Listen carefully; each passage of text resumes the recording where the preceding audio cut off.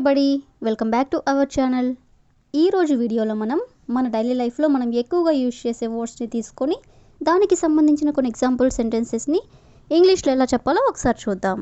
First one, మాటి మాటికి.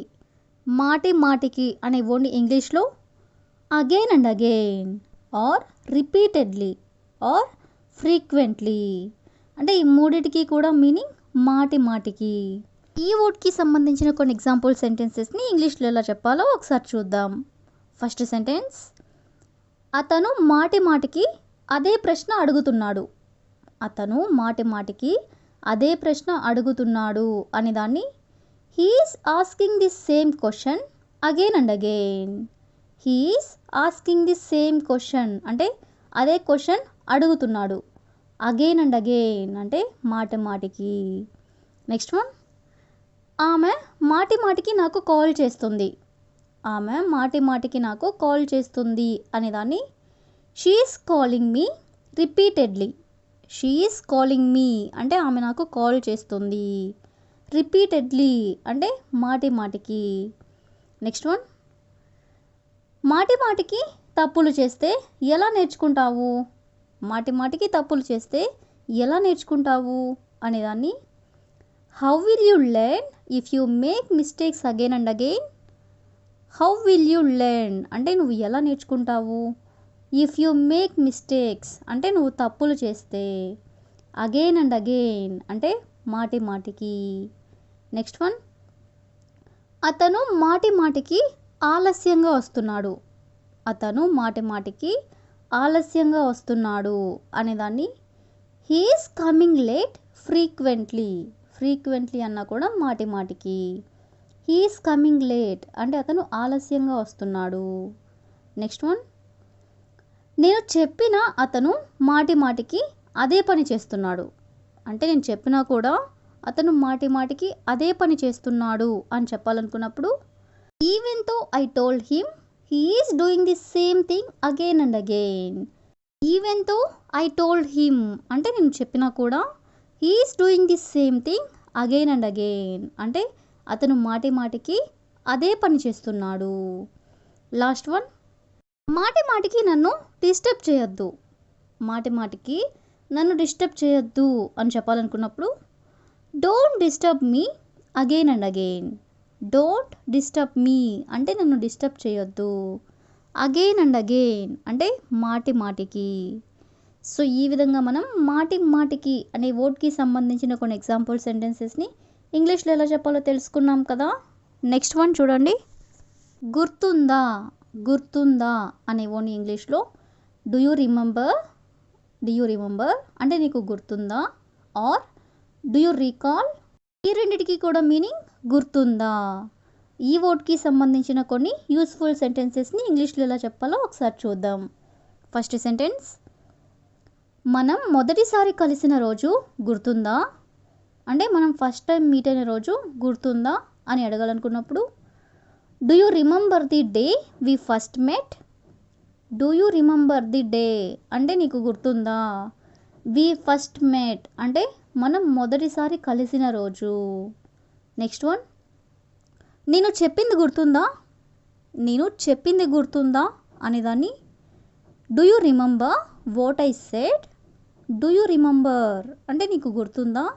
What I said అంటే నేను చెప్పింది. నెక్స్ట్ వన్, చిన్నప్పుడు ఆడిన ఆటలు గుర్తుందా. చిన్నప్పుడు ఆడిన ఆటలు గుర్తుందా అని అడగాలనుకున్నప్పుడు do you remember the games we played in childhood.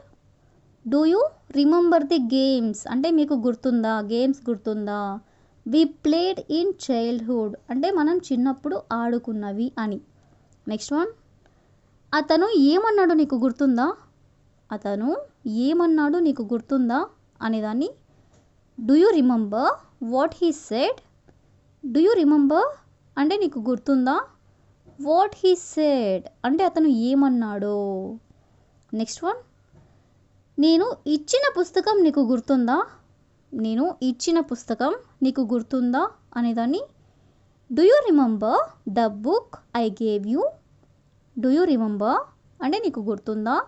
The book I gave you అంటే నేను ఇచ్చిన పుస్తకం అని. లాస్ట్ వన్, ఆ ప్లేస్కి వెళ్ళిన విషయం గుర్తుందా? ఆ ప్లేస్కి వెళ్ళిన విషయం గుర్తుందా అనేదాన్ని do you remember going to that place? Do you remember అంటే నీకు గుర్తుందా, గోయింగ్ టు దట్ ప్లేస్ అంటే ఆ ప్లేస్కి వెళ్ళిన విషయం. సో ఈ విధంగా మనం గుర్తుందా అనే వర్డ్కి సంబంధించిన కొన్ని ఎగ్జాంపుల్ సెంటెన్సెస్ని ఇంగ్లీష్లో ఎలా చెప్పాలో తెలుసుకున్నాం కదా. నెక్స్ట్ వన్ చూడండి. నాకు గుర్తులేదు, నాకు గుర్తులేదు అనే దాన్ని I don't remember or I can't remember అంటే రెండిటికి కూడా మీనింగ్ నాకు గుర్తులేదు. ఈ వర్డ్కి సంబంధించిన కొన్ని ఎగ్జాంపుల్ సెంటెన్స్ ఒకసారి చూద్దాం. ఫస్ట్ సెంటెన్స్, అతను ఏమన్నాడో నాకు గుర్తులేదు. అతను ఏమన్నాడో నాకు గుర్తులేదు అనేదాన్ని I don't remember what he said. I don't remember అంటే నాకు గుర్తులేదు. వాట్ హీ సెడ్ అంటే అతను ఏమన్నాడో. నెక్స్ట్ వన్, నేను ఎక్కడ పెట్టానో నాకు గుర్తులేదు. నేను ఎక్కడ పెట్టానో నాకు గుర్తులేదు అనేదాన్ని I don't remember where I kept it. I don't remember అంటే నాకు గుర్తులేదు. వేర్ ఐ కెప్ట్ ఇట్ అంటే ఎక్కడ పెట్టాను. నెక్స్ట్ వన్, ఆమె పేరు నాకు గుర్తులేదు. ఆమె పేరు నాకు గుర్తులేదు అనేదాన్ని I don't remember her name. I don't remember her name అంటే ఆమె పేరు నాకు గుర్తులేదు. నెక్స్ట్ వన్, ఆ రోజు ఏమైందో నాకు గుర్తులేదు. ఆ రోజు ఏమైందో నాకు గుర్తులేదు అనేదాన్ని I don't remember what happened that day. I don't remember అంటే నాకు గుర్తులేదు. వాట్ హ్యాపెండ్ దట్ డే అంటే ఆ రోజు ఏమైందో. నెక్స్ట్ వన్, నేను అతన్ని ఎక్కడ కలిశానో నాకు గుర్తులేదు. నేను అతన్ని ఎక్కడ కలిశానో నాకు గుర్తులేదు అనేదాన్ని I don't remember where I met him. I don't remember where I met him అంటే నేను అతన్ని ఎక్కడ కలిశానో నాకు గుర్తులేదు.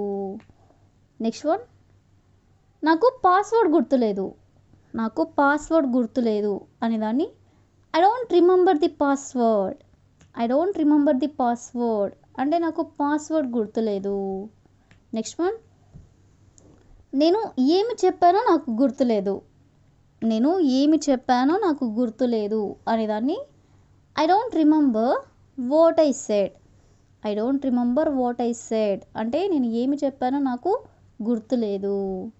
సో ఈ విధంగా మనం గుర్తులేదు అనే వర్డ్కి సంబంధించిన కొన్ని ఎగ్జాంపుల్ సెంటెన్సెస్ని ఇంగ్లీష్లో ఎలా చెప్పాలో తెలుసుకున్నాం కదా. So that's all for today. I will ask a question for you. చిన్నప్పుడు జరిగినవి నాకు గుర్తులేదు.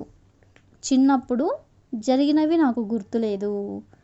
So if you know this one in English, please you can comment in the comment section. Thank you for watching.